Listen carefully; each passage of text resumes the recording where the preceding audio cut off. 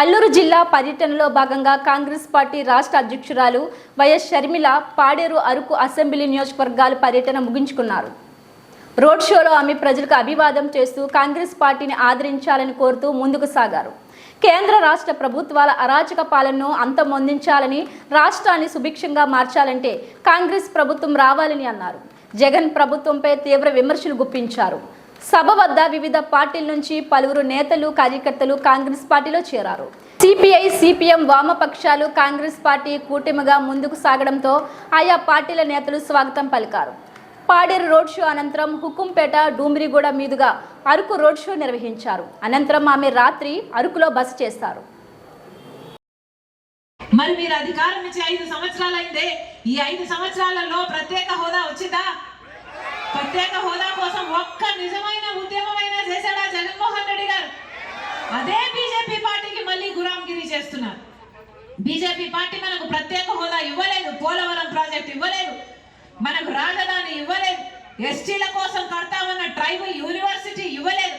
ఒక్క మాట కూడా బీజేపీ పార్టీ మనకు నిలబెట్టుకోలేదు. అయినా కూడా అదే బీజేపీ పార్టీకి ఒక పక్క పాలక పక్షం, ఒక పక్క ప్రతిపక్షం, ఒక పక్క చంద్రబాబు, ఒక పక్క జగన్మోహన్ రెడ్డి గారు అదే బీజేపీ పార్టీకి అమ్ముడు పోయారు, గులాంగిరి చేస్తున్నారు. వాళ్ళు గులాంగిరి చేయడమే కాదన్నా, రాష్ట్ర ప్రజలను గులాములుగా బీజేపీ పార్టీకి గులాములుగా చేయాలని చూస్తున్నారు. అంతటితో కూడా ఆగడం లేదు, మీ బిడ్డలను కూడా బీజేపీ పార్టీకి గులాములను చేయాలని చూస్తున్నారు. ఇది న్యాయమేనా అని అడుగుతున్నా. 10 సంవత్సరాల కిందట మనకు ప్రత్యేక హోదా వచ్చుంటే, ప్రత్యేక హోదా వల్ల ఒక్కొక్క నియోజకవర్గంలో 50 నుంచి 100 కొత్త పరిశ్రమలు వస్తాయి. ఎంత అభివృద్ధి జరిగేది, మన బిడ్డలకు ఎన్ని ఉద్యోగాలు వస్తాయి. కానీ ఈ 10 సంవత్సరాలలో ప్రత్యేక హోదా గురించి వీళ్ళు పోరాటం మానేశారు కదా, కనీసం ఊసే లేకుండా చేశారే, కనీసం ఆ టాపిక్కే లేకుండా చేశారు. ప్రత్యేక హోదా అన్న పదాన్ని ప్రజలు మర్చిపోయేటట్టు చేస్తున్నారు.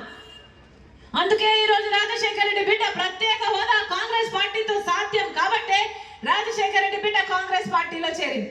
ఎందుకంటే ప్రత్యేక హోదా గురించి కొట్లాడే వాళ్ళు ఉండాలి కాబట్టే రాజశేఖర రెడ్డి బిడ్డ కాంగ్రెస్ పార్టీలో చేరింది. మన రాష్ట్రము ఇలాగే వదిలేస్తే అధోగతి అన్న పూర్తిగా నాశనం అయిపోతుంది. రాజధాని 10 ఏళ్ల క్రితం మనకు ప్రత్యేక హోదాతో పాటు రాజధాని అన్నది మన హక్కు. ఒక్క రాజధాని అయినా ఉందా అన్న మనకి? ఉందా? చంద్రబాబు గారు ఏం చెప్పారు? అమరావతి రాజధాని చేస్తాను అన్నాడు. సింగపూర్ ను మించేలా రాజధాని కడతానన్నాడు. మోడీ అయితే ఢిల్లీని మించేలా రాజధాని కడతామన్నారు. ఎవరు కట్టారు? కట్టారా? అమరావతిని కాస్త భ్రమరావతిని చేశాడు చంద్రబాబు గారు. ఇక జగన్మోహన్ రెడ్డి గారు ముఖ్యమంత్రి అయ్యారు. ఈయనకు ఒకటి సరిపోలే, 3 రాజధానులు కడతానన్నాడు. కట్టాడా? తట్టెడు మట్టన్నా తీసిపోసారా? ఒక ఇటుక మీద ఇటుకైనా పెట్టారా? 3 రాజధానులు కాదు కదా, ఒక్క రాజధాని కూడా లేదు. అందరికీ అన్ని ఉన్నాయి. బెంగళూరు ఉంది, చెన్నై ఉంది, హైదరాబాద్ ఉన్నాయి. మనకేముందన్నా? మనకేముంది? చేతిలో చెప్పు ఉంది. మనకేం మిగిల్చారు? అందుకే చెప్తున్నా, ఒకసారి ఓటు వేసేటప్పుడు ఆలోచన చేసి ఓటు వేయండి. ఈసారి ఓటు వేసేటప్పుడు మీ బిడ్డల గురించి ఆలోచన చేయండి.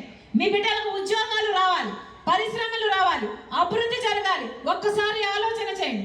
జగన్మోహన్ రెడ్డి గారు ఇదే 5 సంవత్సరాల క్రితం మైకు పట్టుకొని ఇలాగే చంద్రబాబు గారు 23,000 ఉద్యోగాలు ఖాళీగా ఉంటే సిగ్గు లేదా, 7,000కి ఉద్యోగాలు డిఎస్సి నోటిఫికేషన్లు ఇచ్చామన్న జగన్మోహన్ రెడ్డి గారు 5 సంవత్సరాలైంది ముఖ్యమంత్రి. ఇంతవరకు 23,000 ఉద్యోగాలు డిఎస్సి ఉద్యోగాలను భర్తీ చేయలేదు.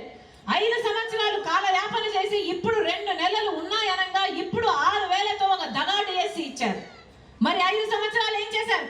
2,30,000 ఉద్యోగాలు ప్రభుత్వ శాఖల్లో ఖాళీగా ఉన్నాయని చెప్పిన వాళ్ళు ఈ రోజు వరకు కూడా అదే ప్రభుత్వ శాఖల్లో 2,25,000 ఉద్యోగాలు ఖాళీగానే ఉన్నాయి. మరి 5 సంవత్సరాలు వీళ్ళు ఏం చేశారు? గుడ్డి గుర్రాలకు పనులున్నారా? ఏం చేశారన్నా?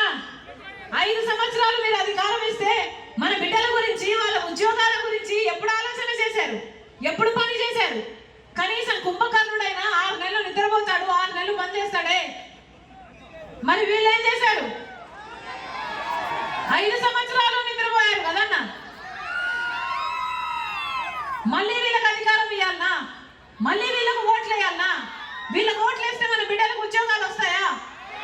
మనం అభివృద్ధి చెందుతామా? ఒకసారి ఆలోచన చేయండి. ఒక్కసారి ఆలోచన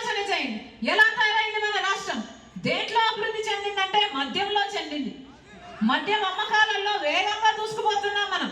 అంతేకాదు కేజీలు కంటైనర్లలో డ్రగ్స్ వస్తున్నాయి. 25,000 కేజీల కంటైనర్లలో డ్రగ్స్ వస్తున్నాయంటే ఇక మన బిడ్డల భవిష్యత్తు ఏం కావాలి? గంజాయి మయం కావాలి. పూర్తి మద్యపాన నిషేధం చేస్తానని చెప్పాడు జగన్మోహన్ రెడ్డి గారు. ఇలాగే 5 సంవత్సరాల కింద మైకు పట్టుకొని పూర్తి మద్యపాన నిషేధం చేయకపోతే ఓట్లే అడగని అన్నాడు.